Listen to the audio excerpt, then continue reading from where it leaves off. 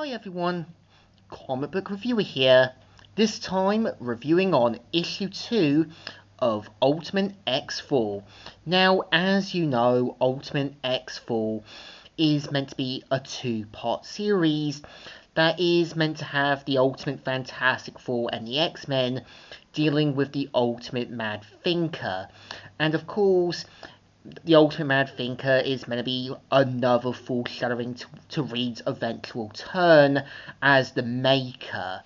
And let's get on with the story.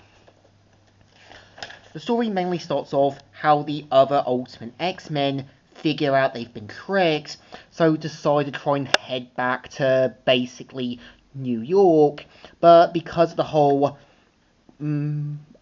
psychic lockdown thing in New York City, it is going to take them quite some time to get back. So of course, we see how at the back of this building, the Ultimate Fantastic Four here, obviously Ultimate Mad Thinker, and right away we see how because she's hacked the whole Cerebro system and everything, obviously controls the people around her and use them nothing more than playthings. And we even see how Ultimate Reed comes to the conclusion she's found a way to use the whole Cerebro system. And we see right away that obviously controlling anyone that she sees.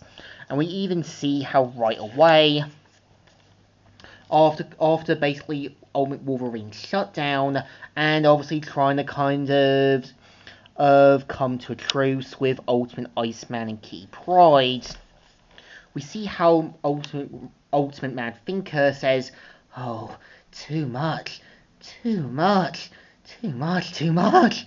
Robbie, it's incredible. It's like something holding the world up close to my face.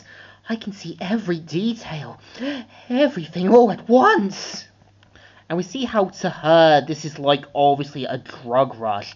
And I think her having the whole Cerebro system on her head is going to foreshadow Ultimate Reed's head device as the Ultimate Maker.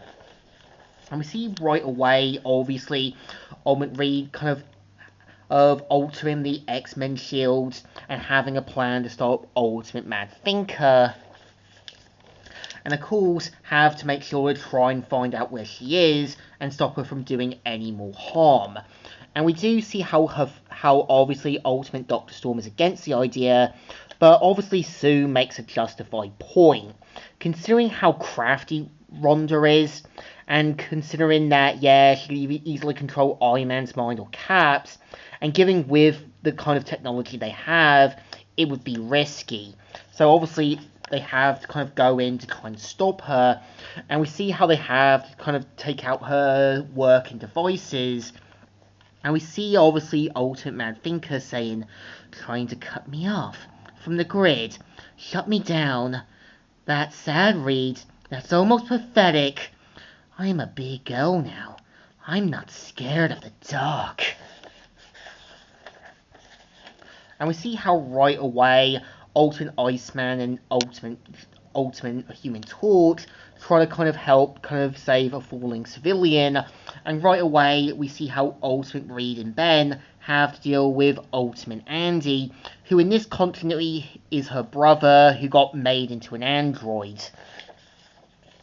And we see how obviously they have to make quick work of Andy, and right away we see how basically Rhonda is kind of complaining about everything that's with her life, but of course tries to control obviously Ultimate Shadowcat and Ultimate Invisible Woman, and says, "I'm not enjoying this as much as I thought I would. Doesn't matter, doesn't matter, doesn't matter. You're an open book, Shadowcat, and here me standing around with an laser. Why don't I just..."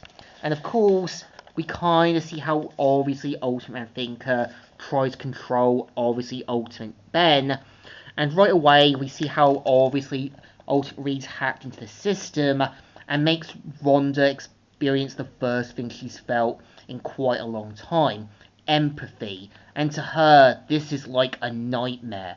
This also is a parallel to Ultimate Reed showing no concern for anyone, and him now kind of enjoying the sort of dark taste of being sadistic in that.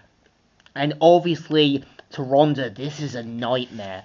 And we see how her and Ultimate Andy try to escape, but we see how right away, as soon as they did escape, we see how Ultimate Wolverine points out that he obviously cut off her secondary fuel line, which causes them to obviously get blown up to Kingdom Come.